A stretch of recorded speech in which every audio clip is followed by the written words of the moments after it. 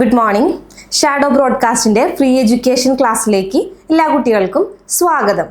ഞാൻ Moosina, social science ടീച്ചറാണ്. Okay, നമ്മൾ ലാസ്റ്റ് ക്ലാസ്സിൽ എന്താണ് ഹിസ്റ്ററിയിലെ പ്രധാനപ്പെട്ട ഒരു 3 സംഭവങ്ങളെക്കുറിച്ച് പഠിച്ചിരുന്നല്ലേ. 8ാം ക്ലാസ്സിലെ ഹിസ്റ്ററിയിലെ ഫസ്റ്റ് ചാപ്റ്ററായ ആദ്യകാല മനുഷ്യജീവിതം എന്നുള്ള പാഠഭാഗത്തിൽ പ്രധാനപ്പെട്ട ഒരു 3 ടോപ്പിക് നമ്മൾ പഠിച്ചല്ലേ. ഏതൊക്കെയായിരുന്നു? പ്രാചീന ശിലായുഗം, മധ്യശിലായുഗം, നവീന ശിലായുഗം. 3 ഡിവിഷൻസ്, സ്റ്റോണേജിൻ്റെ 3 ഡിവിഷൻസ് പഠിച്ചല്ലേ. അപ്പോൾ ആ ഒരു 3 ഡിവിഷനു ശേഷം ഒരു പ്രധാനപ്പെട്ട ഒരു യുഗം കൂടെ പഠിക്കുകയാണ്. ഇതൊരു സ്റ്റോണേജിന് ഒരു ഡിവിഷനായിട്ട് പറയാൻ പറ്റില്ല. പ്രാചീന കാലത്ത് അല്ലെങ്കിൽ പണ്ട് കാലത്ത് സ്റ്റോണേജിനും ബ്രോൺസ് ഏജിനും ഇടയിൽ ഉണ്ടായിരുന്ന ഒരു കാലഘട്ടമാണ് താമ്രശിലായുഗം. ഓക്കെ, എന്താണ് താമ്രശിലായുഗം അല്ലെങ്കിൽ ചാൽക്കോലിത്തിക് പീരീഡ് എന്ന് പറയും. ചാൽക്കോലിത്തിക് പീരീഡ് അല്ലെങ്കിൽ അതിന് മലയാളം വേർഡ് എന്താണ്? താമ്രശിലായുഗം. ആ ഒരു പിക്ചർ നോക്കിയേ. നമ്മൾ പാലിയോലിത്തിക് പീരീഡിലും നിയോലിത്തിക് പീരീഡിലും ഒക്കെ കണ്ട ഒരു പിക്ചറാണോ ഇത്? അല്ലല്ലേ. എന്താണ് ഇത്? നമ്മൾ കണ്ടിരുന്നു അല്ലേ. എന്ത് സെറ്റിൽഡ് ലൈഫ്, വീട്, എന്താണ് വസ്ത്രങ്ങൾ ഉപയോഗിക്കുന്നത്, ഇതൊക്കെ നമ്മൾ കണ്ടല്ലേ. അപ്പൊ താമ്രശിലായുഗത്തിൽ പ്രധാനപ്പെട്ട ഒരു മാറ്റമാണ് ഇതെന്താണ് ഈയം എന്നിട്ട് പറയാ, ഒരു ദ്രാവകം ഉരുക്കിയിട്ട് എന്താണ് ആയുധങ്ങൾ ഉണ്ടാക്കുക അല്ലെ. നവീന ശിലായുഗം വരെ നമ്മൾ എന്താ കണ്ടേ? എങ്ങനത്തെ ആയുധങ്ങളായിരുന്നു? എങ്ങനത്തെ ആയിരുന്നു? കല്ലുകൾ കൊണ്ടുള്ള ആയുധങ്ങളായിരുന്നില്ലേ. താമ്രശിലായുഗം ആയപ്പോഴേക്കും അതില് പ്രധാനപ്പെട്ട മാറ്റം വന്നു. എന്താണ് പ്രധാനമായിട്ടുണ്ടായ മാറ്റം? എന്തായിരുന്നു? ഒരു പിക്ചർ നോക്കൂ, കണ്ട എന്തോ ഒരു ദ്രാവകം ഉരുക്കാണ് അല്ലേ. അപ്പൊ എന്താണ് എന്തോ ഒരു ദ്രാവകം ഉരുക്കിയിട്ട് ആയുധം ഉണ്ടാക്കുകയാണ്. അപ്പോ ശിലകൾ ഉപയോഗിച്ചുള്ള വേട്ടയാണ് അല്ലെങ്കിൽ ശിലകളുടെ ഉപയോഗത്തിൽ നിന്ന് ലോഹം ഉപയോഗിക്കുന്നതിലോട്ടുള്ള ഒരു മാറ്റത്തെയാണ് നമ്മൾ എന്ത് പറയുന്നത്? താമ്രശിലായുഗം എന്ന് പറയുന്നത്. എന്താണ് അവർ കൂടുതലായിട്ട് ഉപയോഗിച്ചത്? ലോഹം. ലോഹം ഉപയോഗിച്ച ഒരു കാലഘട്ടമാണ് ലോഹം ഉപയോഗിച്ച ഒരു കാലഘട്ടമാണ് നമ്മൾ എന്ത് പറയുന്നത്? താമ്രശിലായുഗം എന്നുള്ള പേരിൽ അറിയപ്പെടുന്നത്. ഓക്കെ, നമുക്കറിയാം പണ്ട് കാലത്ത് അവര് കല്ലുകൾ ഉപയോഗിച്ചിട്ടാണ് ആയുധങ്ങൾ ഉണ്ടാക്കിയത്. അപ്പൊ ലോഹങ്ങൾ ഉപയോഗിക്കുമ്പോൾ എന്തുണ്ടാവുക? ലോഹങ്ങൾ ഉപയോഗിക്കുമ്പോൾ അവർക്ക് നമ്മൾ ഇന്ന് കാണുന്ന രീതിയിലുള്ള വെട്ടുകത്തി കാര്യങ്ങളൊക്കെ, ഇരുമ്പല്ല കേട്ടോ. ഇരുമ്പൊക്കെ ഉപയോഗിച്ചത്, ഇന്ത്യയിൽ ഇരുമ്പൊക്കെ ഉപയോഗിച്ച് വരുന്നത്, അയൺ ഉപയോഗിക്കുന്നത് നമ്മുടെ ആര്യൻ സിവിലൈസേഷന്റെ പീരീഡിലാണ് അയണൊക്കെ ഉപയോഗിക്കുന്നത്. ആ ഒരു പീരീഡല്ല, അതിനു മുമ്പ് അവർ എന്ത് ഉപയോഗിച്ചിരുന്നു? ബ്രോൺസ് ഒക്കെ ഉപയോഗിച്ചിരുന്നു.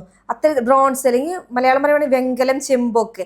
അപ്പൊ ചെമ്പും വെങ്കലൊക്കെ ഉപയോഗിച്ചിരുന്ന ഒരു കാലഘട്ടമാണ് നമ്മൾ താമ്രശിലായുഗം എന്നുള്ള പേരിൽ അറിയപ്പെടുന്നത്. അപ്പോൾ നമ്മുടെ വേൾഡ് കോണ്ടെക്സ്റ്റ് എടുക്കുകയാണെങ്കിൽ താമ്രശിലായുഗത്തിന്റെ പ്രധാനപ്പെട്ട ഒരു ഉദാഹരണം പറയുന്നത് തുർക്കിയിലെ ചാതൽ ഹൊയ്ക്ക് എന്ന് പറയുന്ന ഏരിയയാണ്. തുർക്കിയിലെ ചാതൽ ഹൊയ്ക്ക്. നോട്ട് ചെയ്ത് വെക്കണം. തുർക്കിയിലെ ചാതൽ ഹൊയ്ക്കാണ് താമ്രശിലായുഗത്തിന്റെ പ്രധാനപ്പെട്ട ഒരു സൈറ്റ് ആയിട്ട് പറയുന്നത്. നമ്മൾ വേൾഡ് കോണ്ടെക്സ്റ്റിൽ എടുക്കുമ്പോൾ തുർക്കിയിലെ ചാതൽ ഹൊയ്ക്കാണ് താമ്രശിലായുഗത്തിന്റെ ഏറ്റവും പ്രധാനപ്പെട്ട കേന്ദ്രം. എന്തായിരുന്നു അവിടെ? നമുക്ക് കാണാൻ പറ്റുക ചെളിക്കട്ടകൾ കൊണ്ടുള്ള കുടിലുകൾ നിർമ്മിച്ചിട്ടുണ്ട്. ഈ നമ്മൾ പറഞ്ഞ തുർക്കിയിലെ ചാതൽ ഹൊയ്ക്കില് താമ്രശിലായുഗത്തിന്റെ കാലഘട്ടത്തില് ചെളിക്കട്ടകൾ കൊണ്ടുള്ള കുടിലുകൾ, ചെളിക്കട്ട കൊണ്ടുള്ള വീടുകൾ നിർമ്മിച്ചിരിക്കുന്നത് കാണാൻ പറ്റും. അതിന്റെ അവശേഷിപ്പുകൾ നമ്മൾക്ക് പുരാവസ്തു വകുപ്പിന് അല്ലെങ്കിൽ ആർക്കിയോളജിസ്റ്റിന് അതിന്റെ അവശേഷിപ്പുകൾ കണ്ടെത്താൻ കഴിഞ്ഞിട്ടുണ്ട്. അതുപോലെ തന്നെ ഗോതമ്പ്, ബാർലി തുടങ്ങിയവയുടെ അവശിഷ്ടങ്ങളും കിട്ടിയിട്ടുണ്ട്. അതിനർത്ഥം താമ്രശിലായുഗത്തില് അവരുടെ പ്രധാനപ്പെട്ട കൃഷി എന്ന് പറയുന്നത് എന്തായിരുന്നു? ഗോതമ്പും ബാർലിയും. നമുക്കറിയാം, നമ്മൾ നോർത്തിലോട്ട് പോകുന്തോറും പ്രധാനപ്പെട്ട കൃഷിയായിട്ട് എന്ത് മാറും? ഗോതമ്പ് മാറും. നെല്ല് എന്ന് പറയുന്നത് നമ്മുടെ സൗത്ത് ഇന്ത്യയിലെ പ്രധാനപ്പെട്ട കൃഷിയാണ് നെല്ല് അല്ലേ. ഈ ഗോതമ്പ്, ബാർലി തുടങ്ങിയ അവശിഷ്ടങ്ങൾ എവിടെ നിന്ന് ലഭിച്ചിട്ടുണ്ട്? തുർക്കിയിലെ ചാതൽ ഹൊയ്ക്കിന്ന് ലഭിച്ചിട്ടുണ്ട്. അതുപോലെ തന്നെ അവര് കുടിലുകളുടെ ഭിത്തികളില് ചിത്രങ്ങൾ വരച്ചിട്ടുണ്ട്. നമ്മൾ മുൻപൊക്കെ എന്താ കണ്ടേ? പാലിയോലിത്തിക് പീരീഡിലും മെസോലിത്തിക് പീരീഡിലും ഒക്കെ നമ്മൾ എന്താ കണ്ടേ? ഈവൻ നിയോലിത്തിക് പീരീഡില് അല്ലെങ്കിൽ നവീന ശിലായുഗത്തിൽ വരെ നമ്മൾ കണ്ടു. എവിടെയാണ് അവർ ചിത്രങ്ങൾ വരച്ചിരുന്നത്? ഗുഹകളിലായിരുന്നു അല്ലേ. പക്ഷേ താമ്രശിലായുഗം ആയപ്പോഴേക്കും അവര് വീടുകളുടെ ഭിത്തി, ചുമരുകളിലെ ചിത്രങ്ങൾ വരച്ചിരുന്നു. അപ്പൊ അത്തരത്തിലുള്ള ചിത്രങ്ങളുടെ അവശേഷിപ്പുകൾ നമുക്ക് തുർക്കിയിലെ ചാതൽ ഹൊയ്ക്കിൽ നിന്ന് കണ്ടെത്തിയിട്ടുണ്ട്. ഈ കേന്ദ്രത്തില് തുർക്കിയിലെ ചാതൽ ഹൊയ്ക്കില് ഇപ്പോഴും ഉത്ഖനനം. ഉത്ഖനനം? ഇംഗ്ലീഷ് വേർഡ് എന്ന് പറയുമ്പോഴും എക്സ്കവേഷൻ. ആർക്കിയോളജിസ്റ്റുകൾ ഇപ്പോഴും ഇനിയും അവശേഷിപ്പുകൾ ഉണ്ടോ എന്ന് തെരഞ്ഞുകൊണ്ടിരിക്കുന്ന ഒരു സ്ഥലമാണ് തുർക്കിയിലെ ചാതൽഹോയ്. ഓക്കെ, മനസ്സിലായെന്ന് വിചാരിക്കുന്നു. നമ്മൾ താമ്രശിലായുഗത്തിന്റെ പ്രധാനപ്പെട്ട ഒരു സൈറ്റാണ്, പ്രധാനപ്പെട്ട ഒരു ഉദാഹരണം പറയാൻ പറ്റുന്നത് നമുക്ക് തുർക്കിയിലെ ചാതൽഹോയ്ക്കാണ്. അവിടെ നിന്ന് ചെളിക്കട്ടകൾ കൊണ്ടുള്ള കുടിലുകൾ നമുക്ക് ലഭിച്ചിട്ടുണ്ട്, അതിൻ്റെ ഒരു അവശേഷിപ്പുകൾ ലഭിച്ചിട്ടുണ്ട്. അതുകൂടാതെ ഗോതമ്പ്, ബാർലി തുടങ്ങിയവയുടെ അവശിഷ്ടങ്ങൾ ലഭിച്ചിട്ടുണ്ട്. അതുപോലെ തന്നെ കുടിലുകളിൽ എന്തിട്ടാണ് അവർ താമസിച്ചിരുന്ന കുടിലില്ല, വീടുകളില്ലേ, അതിൻ്റെ ഭിത്തികളിലൊക്കെ അവരുടെ ജീവിത രീതിയെ അടയാളപ്പെടുത്തുന്ന രീതിയിലുള്ള ചിത്രങ്ങൾ അവർ വരച്ചു വെച്ചിട്ടുണ്ട്. അതുപോലെ തന്നെ ഈ സ്ഥലത്ത് ഇപ്പോഴും ആർക്കിയോളജിസ്റ്റുകൾ എക്സ്കവേഷൻസ് കണ്ടിന്യൂ ചെയ്തുകൊണ്ടിരിക്കുകയാണ്. എന്തിന്? ഫോർ കൂടുതൽ ഇൻഫോർമേഷൻസ് അല്ലെങ്കിൽ കൂടുതൽ അവശേഷിപ്പുകൾ കിട്ടാൻ വേണ്ടിയിട്ട് അവിടെ ഇപ്പോഴും എന്താണ് ഉത്ഖനനങ്ങൾ നടന്നുകൊണ്ടിരിക്കുന്നുണ്ട്. ഓക്കെ, ഇനിയിപ്പോൾ നമ്മൾ ഇന്ത്യയിലേക്ക് വരുമ്പോൾ താമ്രശിലായുഗത്തിലെ ഏറ്റവും പ്രധാനപ്പെട്ട ഒരു കേന്ദ്രമാണ് മെഹർഗഡ്. നിങ്ങൾ മെഹർഗഡ് കേട്ടിട്ടുണ്ടോ? ഏതെങ്കിലും സിവിലൈസേഷൻ പഠിക്കുമ്പോൾ മെഹർഗഡ് കേട്ടിട്ടുണ്ടോ? ഹാരപ്പൻ സിവിലൈസേഷന്റെ ഏർലി പീരീഡിൽ നമുക്ക് മെഹർഗഡിന്റെ ഒരു പോയിന്റ് കാണാൻ പറ്റും അല്ലേ? അപ്പോൾ ഇന്ത്യൻ ഉപഭൂഖണ്ഡത്തിലെ പ്രധാന താമ്രശിലായുഗ കേന്ദ്രമാണ് മെഹർഗഡ് എന്ന് പറയുന്നത്. ഈ മെഹർഗഡ് എവിടെയാണ്? ബലൂചിസ്ഥാനിലാണ്. അല്ല, ബലൂചിസ്ഥാൻ എവിടെയാണെന്ന് അറിയോ നിങ്ങൾക്ക്? എവിടെയാണ്? ഇന്നത്തെ പ്രസന്റിൽ ബലൂചിസ്ഥാൻ എവിടെയാണ്? പാകിസ്ഥാനിലല്ലേ? അപ്പൊ എന്തുകൊണ്ടാണ് ഇന്ത്യൻ ഉപഭൂഖണ്ഡത്തിൽ എന്ന് പറയുന്നത്? നമുക്കറിയാം 1947 വരെ എന്തായിരുന്നു ഇന്ത്യ എന്ന് പറയുന്നത്? എന്തായിരുന്നു 1947 വരെ ഇന്ത്യ പാകിസ്ഥാൻ എന്ന് പറയുന്നത് എന്തായിരുന്നു? ഇന്ത്യ പാകിസ്ഥാൻ ഒന്നായിരുന്നു അല്ലേ? 1947 നമുക്ക് ബ്രിട്ടീഷുകാരെ കയ്യിൽ നിന്ന് സ്വാതന്ത്ര്യം കിട്ടിയപ്പോഴാണ് നമ്മൾ എന്ത് ചെയ്തത്? നമ്മുടെ നേതാക്കന്മാർ അല്ലെങ്കിൽ പൊളിറ്റിക്കൽ ലീഡേഴ്സ് ഇന്ത്യ എന്നും മുസ്ലിം ഭൂരിപക്ഷമുള്ള രാജ്യത്തിന് പാകിസ്ഥാൻ എന്നും വേർതിരിച്ചതല്ലേ? ഈ ബലൂചിസ്ഥാനൊക്കെ 1947 വരെ എവിടെയായിരുന്നു? നമ്മുടെ ഇന്ത്യയുടെ ഭാഗത്തായിരുന്നു. ഇപ്പോൾ ബലൂചിസ്ഥാൻ എന്ന് പറയുന്നത് പാകിസ്ഥാനും ഇറാന്റെ ബോർഡറായിട്ട് വരും. പാകിസ്ഥാനാണ്, കറക്റ്റ് പാകിസ്ഥാനാണ്. അപ്പൊ നമ്മുടെ ഇന്ത്യൻ ഉപഭൂഖണ്ഡത്തിലെ ഏറ്റവും പ്രധാനപ്പെട്ട എന്താ പറയാ താമ്രശിലായുഗത്തിന് ഉദാഹരണമാണ് ബലൂചിസ്ഥാനിലെ മെഹർഗഡ് എന്നുള്ള സ്ഥലം. ഓർത്ത് വെക്കണം. നമ്മൾ 1947 വരെ ഈ പാകിസ്ഥാൻ എന്ന് പറയുന്നത് ഇന്ത്യയുടെ ഭാഗമായിരുന്നു. നമുക്കറിയാം 1947 നമ്മൾ എന്ത് ചെയ്തു? മുസ്ലിം ഭൂരിപക്ഷമുള്ള പ്രദേശങ്ങൾ പാകിസ്ഥാൻ എന്നും ഹിന്ദു ഭൂരിപക്ഷമുള്ള പ്രദേശങ്ങൾ ഇന്ത്യ എന്നും ഡിവൈഡ് ചെയ്തു. ഇപ്പോൾ നമ്മൾ ഇന്ത്യൻ ഹിസ്റ്ററി പഠിക്കുമ്പോൾ, സിവിലൈസേഷൻസ് പഠിക്കുമ്പോൾ നമുക്കറിയാം, പ്രത്യേകിച്ച് ഹാരപ്പൻ സിവിലൈസേഷനൊക്കെ പഠിക്കുമ്പോൾ ഹാരപ്പ എന്നൊക്കെ പറയുന്നത് എന്താണ്? പാകിസ്ഥാന്റെ ഭാഗത്ത് ഒരുപാട് ടൗണുകൾ അവിടെ ഉണ്ട്.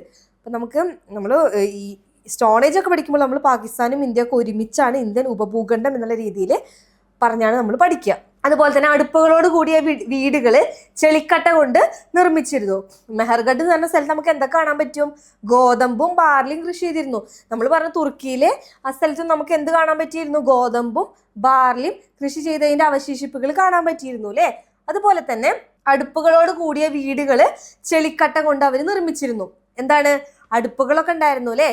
എനിക്ക് തോന്നുന്നു നവീന ശിലായുഗത്തിൽ അവർ തീയൊക്കെ ഉപയോഗിച്ച് പാചകം ചെയ്തിരുന്നു. പക്ഷെ അതിന് അടുപ്പ് എന്നുള്ളൊരു കൺസെപ്റ്റ് ഒന്നും ഉണ്ടായിരുന്നില്ല. ജസ്റ്റ് തീ കൂട്ടിയിരുന്നു, അതിന് മുകളിൽ എന്താ പറയുക മാംസം ഇട്ട് വേവിച്ചിരുന്നു, അങ്ങനെയായിരുന്നു.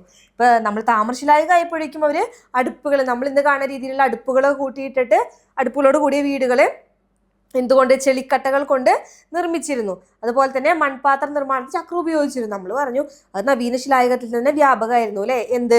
ചക്രങ്ങളുടെ ഉപയോഗം. ഇപ്പൊ താമ്രശിലായുഗം ആയപ്പോഴേക്കും പോട്ടറി, കളർ പോട്ടറി ഒക്കെ ഡെവലപ്പ് ചെയ്ത് ഉയർന്നു വന്നത് മൺപാത്രങ്ങൾക്ക് നിറങ്ങളൊക്കെ കൊടുത്ത് അത്തരം വ്യത്യസ്ത തരത്തിലുള്ള ഡിഫറെൻ്റ് ആയിട്ടുള്ള മൺപാത്രങ്ങളൊക്കെ നിർമ്മിച്ചു തുടങ്ങിയത് താമ്രശിലായുഗത്തിലാണ്. അപ്പോൾ പറയാം, താമ്രശിലായുഗത്തിലെ ഇന്ത്യൻ ഉപഭൂഖണ്ഡത്തിലെ പ്രധാനപ്പെട്ട ഒരു കേന്ദ്രമായിരുന്നു മെഹർഗഡ്. മെഹർഗഡ് എവിടെയാണ്? ബലൂചിസ്ഥാനിലാണ്. അവിടെ എന്തൊക്കെ ഉണ്ടായിരുന്നു? ഗോതമ്പും ബാർലിയും ഒക്കെ കൃഷി ചെയ്തിരുന്നു. അതുപോലെ തന്നെ അടുപ്പുകളോട് കൂടിയ വീടുകൾ എന്തുകൊണ്ട് നിർമ്മിച്ചിരുന്നു? ചെളിക്കട്ടകൾ കൊണ്ട് നിർമ്മിച്ചിരുന്നു. അതുപോലെ തന്നെ അവർ ഉപയോഗിച്ചിരുന്നു? മൺപാത്ര നിർമ്മാണത്തിന് ഉപയോഗിച്ചിരുന്നു? ചക്രം ഉപയോഗിച്ചിരുന്നു. ഓക്കെ, പിന്നെ ഇനി താമ്രശിലായുഗത്തിലുണ്ടായ മാറ്റങ്ങൾ എന്തൊക്കെയാണ്? ചെമ്പ് കൊണ്ടുള്ള ഉപകരണങ്ങൾ നിർമ്മിച്ചു.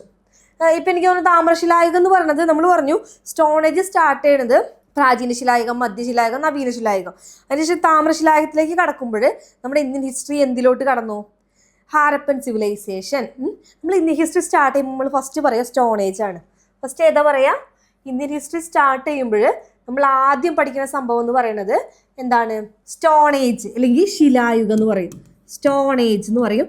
അല്ലെങ്കിൽ ശിലായുഗം. അതിനുശേഷം നമ്മൾ എന്ത് പഠിക്കും? ഹാരപ്പ.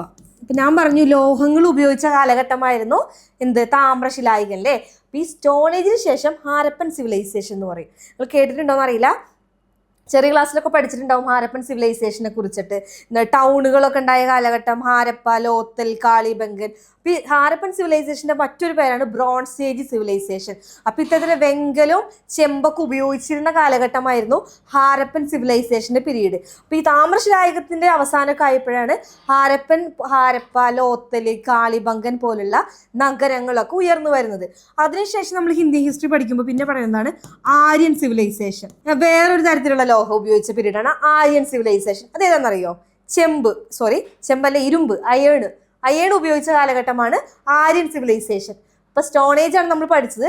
സ്റ്റോണേജിന്റെ അവസാന കാലഘട്ടമാണ് നമ്മളിപ്പോൾ പഠിച്ചുകൊണ്ടിരിക്കുന്ന താമ്രശിലായുഗം എന്ന് വെച്ചാൽ ഹാരപ്പൻ സിവിലൈസേഷന്റെ ഒരു ആദ്യ കാലഘട്ടം എന്ന് പറയുന്നത് താമ്രശിലായുഗത്തിലാണ്. അപ്പൊ എന്താണ്? അവിടെ ചെമ്പ് കൊണ്ടുള്ള ഉപകരണങ്ങൾ നിർമ്മിച്ചു. അതുപോലെ തന്നെ ശിലായുധങ്ങളോടൊപ്പം ചെമ്പ് ഉപകരണങ്ങൾ ഉപയോഗിച്ചു. എന്താണ്? കല്ലുപയോഗിക്കുന്നുണ്ട്. ഓൾറെഡി നമ്മൾ പറഞ്ഞു, നവീന ശിലായുഗമൊക്കെ ആയപ്പോൾ എന്ത് ഉപയോഗിക്കുന്നുണ്ട്? കല്ലുപയോഗിക്കുന്നില്ലേ? ഈ കല്ലുപയോഗിക്കുന്നതിനോടൊപ്പം തന്നെ എന്ത് ഉപയോഗിച്ചു? ചെമ്പ് ഉപയോഗിച്ചുള്ള ഉപകരണങ്ങളും ഉപയോഗിച്ചു. അതുപോലെ തന്നെ നഗരജീവിതത്തിന്റെ ആരംഭം. ഞാൻ പറഞ്ഞു നിയോലിത്തിക്, നവീന ശിലായുഗത്തിന്റെ അവസാനമായപ്പോഴേക്കും അവർ എന്ത് തുടങ്ങി? സെറ്റിൽഡ് ലൈഫും ടൗൺഷിപ്പൊക്കെ തുടങ്ങിയെന്ന് ഞാൻ പറഞ്ഞില്ലേ. അപ്പം ഈ ടൗൺഷിപ്പുകളൊക്കെ എന്ത് ചെയ്തു? അങ്ങോട്ടും ഇങ്ങോട്ടും കൈമാറ്റം, ഭക്ഷണം ഉൽപ്പാദിപ്പിച്ചു തുടങ്ങിയപ്പോൾ അങ്ങോട്ടും ഇങ്ങോട്ടും കൈമാറ്റങ്ങൾ ആരംഭിച്ചപ്പോൾ സ്വാഭാവികമായിട്ടും അവിടെ എന്തുണ്ടായി? അവിടെ എന്താണ് വന്നേ? നഗരങ്ങൾ ഉണ്ടായില്ലേ, ടൗണുകൾ ഉണ്ടായി. അപ്പൊ ഒരു ടൗൺ ജീവിതത്തിന് അല്ലെങ്കിൽ നഗര ജീവിതത്തിന് ആരംഭമുണ്ടായത് താമ്രശിലായുഗത്തിലാണ്. ഹാരപ്പൻ സിവിലൈസേഷനിലെ പ്രധാനപ്പെട്ട ടൗണുകൾ നിങ്ങൾക്കറിയോ? ഹാരപ്പ, ലോത്തല്, കാളിബംഗൻ, പിന്നെ നമ്മൾ നേരത്തെ പറഞ്ഞില്ല മെഹർഗഡ്, അതൊക്കെ പ്രധാനപ്പെട്ട ടൗൺസ് ആയിരുന്നു ആ കാലഘട്ടത്തില്. അതുപോലെ തന്നെ ചെളിക്കട്ടകൾ കൊണ്ടുള്ള വീടുകൾ. അതിനു മുമ്പൊക്കെ അവർ ഈ മരങ്ങൾ കൊണ്ടുള്ള വീടുകളൊക്കെ ആയിരുന്നു ഉണ്ടാക്കിയിരുന്നത്. താമ്രശിലായുഗം ആയപ്പോഴേക്കും അവർ എന്തുണ്ടാക്കി? ചെളിക്കട്ടകൾ കൊണ്ടുള്ള വീടുകളൊക്കെ നിർമ്മിച്ചു തുടങ്ങി. അതുപോലെ തന്നെ ഞാൻ നേരത്തെ പറഞ്ഞു അടുപ്പുകളോട് കൂടിയ വീടുകൾ. നമ്മൾ ഇവിടെ കണ്ടു, എവിടെ? മെഹർഗഡിലെ ബലൂചിസ്ഥാനിൽ നമ്മൾ കണ്ടു അല്ലേ? അടുപ്പുകളോട് കൂടിയ വീടുകളും ചെളിക്കട്ടകൾ കൊണ്ടുള്ള വീടുകളൊക്കെ നമ്മൾ മെഹർഗഡിലും കണ്ടു. അതുപോലെ തന്നെ മൺപാത്ര നിർമ്മാണത്തിന് ചക്രങ്ങൾ ഉപയോഗിച്ച്. ഇതൊക്കെയാണ് താമ്രശിലായുഗത്തിലുണ്ടായ പ്രധാനപ്പെട്ട മാറ്റങ്ങൾ. അപ്പം നിങ്ങൾ ഈ ഒരു കോണ്ടെക്സ്റ്റിൽ പഠിക്കാൻ നോക്കുക. എന്താണ്? സ്റ്റോണേജിൽ വരുന്ന കാര്യങ്ങളാണ്. ഏത്? പാലിയോലിത്തിക്, മെസോലിത്തിക്, നിയോലിത്തിക് എന്നാണ്. പ്രാചീന ശിലായുഗം, മധ്യശിലായുഗം, നവീന ശിലായുഗം നമ്മൾ ഡീറ്റെയിൽ ആയിട്ട് നമ്മൾ പഠിച്ചല്ലേ. അതിൻ്റെ അവസാനമാണ് നമ്മൾക്ക് എന്ത് കാണാൻ പറ്റുക? താമ്രശിലായുഗം. ഈ 3 സ്റ്റോണേജ് കഴിഞ്ഞ് അതിൻ്റെ അവസാനം നമുക്കൊരു താമ്രശിലായുഗം. എന്ന് വെച്ചാൽ ഈ ഹാരപ്പൻ സിവിലൈസേഷൻ്റെ തുടക്കമാണ് നമ്മൾ താമ്രശിലായുഗമായിട്ട് പഠിക്കുന്നത്. ഓക്കെ, അതിൻ്റെ പ്രത്യേകതകൾ 2 ഉദാഹരണം നമ്മൾ പറഞ്ഞല്ലേ.